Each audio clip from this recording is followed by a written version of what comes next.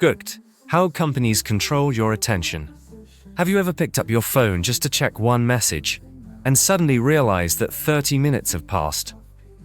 You probably didn't plan to spend that much time scrolling, but something kept you there. This is not an accident.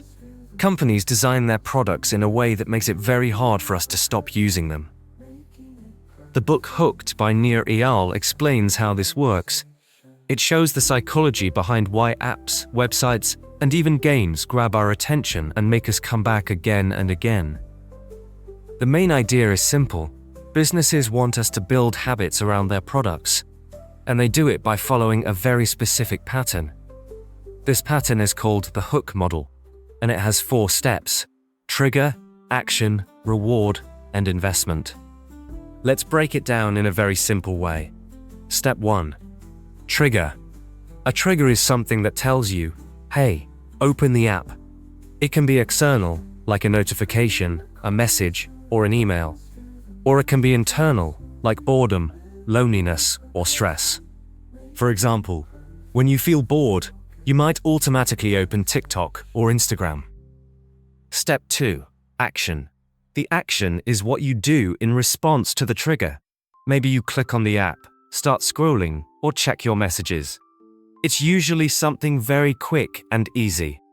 The simpler the action, the more likely you'll do it. Step 3.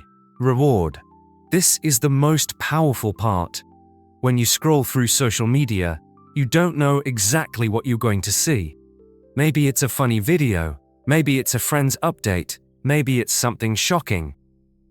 That uncertainty makes the brain very excited. Psychologists call this a variable reward. It's the same principle used in slot machines. Sometimes you win, sometimes you don't, and that keeps you hooked. Step 4. Investment. Finally, companies want you to put something of yourself into the app. Maybe you create a profile, upload photos, leave comments, or build a playlist. The more effort you put in, the more likely you are to come back. It feels personal, like a part of your life. When these 4 steps repeat again and again, they form a loop.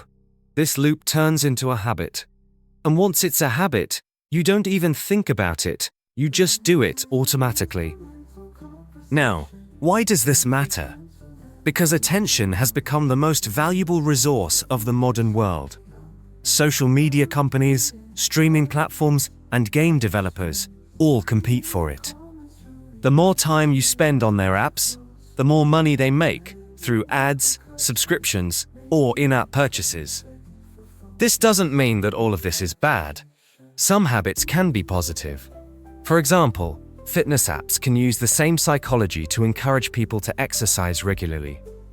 Meditation apps can remind us to take a break and breathe. The problem begins when we lose control. When we no longer decide how to spend our time, the product decides for us. So, what can we do about it?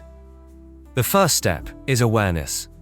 Once you understand the hook model, you can recognize when it's happening to you. The next step is setting boundaries.